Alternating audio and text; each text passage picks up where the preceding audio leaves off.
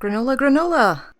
Welcome back to my reviews of Inside Number 9 Series 7, where today we'll be discussing Episode 4, Kid/Nap. As the name suggests, the plot centres around an abduction as the wife of a hedge fund manager is being held for ransom. However, this is Inside Number 9 we're talking about, so there may be a few unexpected twists and turns and things might not go according to plan. So, if you'll lend me your ears, not literally, let's begin. One of the first things you'll notice about Kid/Nap is the episode's use of split screens. This is used for comedic purposes, like the juxtaposition in the intro of a woman peeing and beer being poured into a glass, and the split screen is also a great source of tension as we're able to see people's reactions over phone calls, and when the characters are in different rooms and someone's trying to do something in secret, we can see just how close they are to getting caught. This is similar in a way to the Series 2 episode Cold Comfort, which was filmed using CCTV cameras, only this time the cameras are no longer static and the action can jump between 1, 2 or even 3 different screens depending on what each scene calls for. This technique will remind different people of different things. In my case, my brain went straight to the prom scene in the Brian De Palma version of Carrie, because of course it did, while my fiancé saw the opening scenes and immediately started singing Always by Blink-182. If you've seen that music video, then you'll know what he was on about. This filming device also helps them to bend the rules of the show ever so slightly, as we're able to keep one foot in Number 9 while also witnessing other events happening in different locations. And honestly, I think at this stage, they've more than earned the right to mix things up a bit. Plus, it's always nice to have Inside Number 9 outside for a change. In fact, Kid/Nap is the second episode in Series 7 to do this, and also the second episode directed by Al Campbell, who's quickly making his mark on the show. By the way, you can hear him chatting with the lads on this week's podcast, so definitely give that a listen once you've watched the episode, if for no other reason than to confirm that yes, he does sound like Barry Shippees in real life. Come to think of it, Barry might have been a fun character to have in this episode, so it's a shame that his creator was a little bit busy. Speaking of characters, we actually have some fairly minor roles for Steve and Reese this time, with Steve as one of the police officers and Reese playing Dominic, the husband of the kidnapped woman. Dom also happens to be an absolute bellend, to the point that even in some of the episode's most tense moments, other characters are still calling him a tosspot. Psychoville fans will be glad to see the return of Daisy Haggard, who does an incredible job here as Lara and shows an exceptional range. We'll talk a bit more about that during the spoiler section. Daniel Mays and Jason Isaacs play Lara's kidnappers, Shane and Clifford, aka Mr. Farrow and Mr. Ball, and it was only today when I looked those names up and realised that Farrow and Ball is a company that makes wallpaper. The more you know, I guess. Incidentally, Cannon and Ball, the pair's other set of code names, was also the name of an old comedy double act similar to Morecambe and Wise, or to put it in Number 9 terms, Cheese and Crackers. Both of these actors are superb and genuinely intimidating at different points of the episode, but in very different ways. What I really loved about Kid/Nap is how it keeps you guessing throughout. There are some very funny moments, as one of the kidnappers is a bit of a bungler, followed by scenes of intense peril that force you to remember the predicament Lara is in and just how vulnerable she really is. One minute you're laughing at the funny voices and the child-sized monkey masks, the next you're bracing yourself for some terrible act of violence, possibly involving the hostage's ears. Where it goes, nobody knows, unless of course you've seen the episode already, in which case absolutely stick around for some rather interesting spoiler chat. If you haven't seen it yet, then that's all I've got to talk about this time, and I think that was your ransom money that just came through, so you can consider yourself free to go. Do join us again next week, and not a word of this to the old Bill, eh? Right, so if you've stuck around, that was quite a ride, wasn't it? Between the plot and the direction this time, I do think it was very cinematic, and it definitely kept me glued to the screen or screens throughout. I know I was praising the acting earlier, but seriously, hats off to Daisy Haggard for not only being such a talented actress, but for also managing to play such a talented actress, as Lara jumps back and forth between the jaded wife, the terrified hostage, and the one who might just have it all under control. That slightly smug smile she gives to Steve while passing him at the very end was a nice touch, and that scream she unleashes while pretending to have her earlobes cut off was absolutely blood-curdling.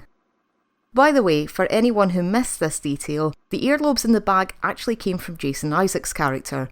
because they had a spare pair of lugs lying around and it's not like he was going to complain. Also, that was quite a shock getting such a big name actor in there and then killing him off after, 5 minutes of screen time? If that. This is just your friendly reminder that number 9 plot armour simply does not exist, for you or anyone else's own protection. I also really loved Daniel May's performance as Shane, which flipped between hilariously incompetent and, at times even sympathetic, into someone dangerously unhinged and totally unafraid of committing violence. His brief backstory sounds appropriately confusing, as he's hinted to be ex-military, the reasons for him being ex are never given, and now he mostly, quote, breaks people's legs for money. However, what he really wants to do is become a pastry chef. Maybe none of that is even true, but it certainly adds a bit of intrigue to a goon for hire who may or may not be smarter than he appears. Okay, so on to the fun part. Let's think about how this plan was originally supposed to go down, who's really betraying who, and how far do you think they're likely to get after all of this? I've seen some people suggest that the ending with Lara and Shane escaping together was the plan from the very beginning, mostly from Shane's "I'm all ears" line, which feels almost uncharacteristically witty. I personally don't believe that was the plan all along, as the two of them are playing it straight as a kidnapper and a hostage for quite a long stretch, even when there are no other characters around. You might say they were just trying to stay in character, maybe role-playing a bit. Who knows, and I'm not here to judge. However, it doesn't make much sense once we know about the affair with Clifford and see what looks like Lara's genuine distress and remorse over his death. Also, that tussle they had with the gun, if that was how Shane planned to kill Clifford, could have easily gone horribly wrong. I think it's much more likely that Lara was able to persuade Shane to change the plan and split the money, probably between the moment he was about to cut her ears off and the time that the recording of her screams and the bag of earlobes appeared in Dom's office. These two scenes flow together seamlessly thanks to the edit, so we don't even think about the time in between, which must have been more than enough to cook up a new plan, mutilate a corpse, record some screaming, and arrange a courier. That's quite a busy afternoon, come to think of it. I also loved how the chloroform and voice modulator came back into play towards the end, two items that had already been established, but already seemed to have fulfilled their purpose. But not quite. Very resourceful, I must admit. Finally, one of the big questions hanging over this episode is whether anyone was ever loyal to anyone else, or would all three have gladly ditched the others and run off with the cash given the opportunity. Let's not forget that the plan to cut Lara's ears off, get the money and then kill her, which Shane seems perfectly willing to execute, had come directly from Clifford. Now we know that Clifford and Lara had planned to escape together and to not bother paying Shane. But as Clifford died, we can't be absolutely sure what he really had planned. Maybe he'd already had enough of his fling with Lara and planned to bump her off and take all the money for himself. Or maybe Lara had planned to do the same thing, although she did seem to be upset by Clifford's death. However, maybe that was a ruse in order to make her seem more sympathetic to Shane and gain his trust. She still needed him in order to put the plan into action, and let's not forget, he did have a gun. However, if he didn't find a way to bring his piece with him to the getaway car by the end of the episode, then there may be no stopping Lara dumping Shane at the side of the motorway and heading off to that private jet alone with all the money. Or maybe not, as a private plane would get around the fact that Shane doesn't have a passport, and Lara did mention some new identities had been prepared for them on their arrival. Even if these new papers involve some kind of photo ID meant for Clifford, I'm sure that the people Lara is working with would be able to rustle up something for Shane. It really comes down to how much Lara wants his company. Am I overthinking this? Probably, but that's what I do in this channel.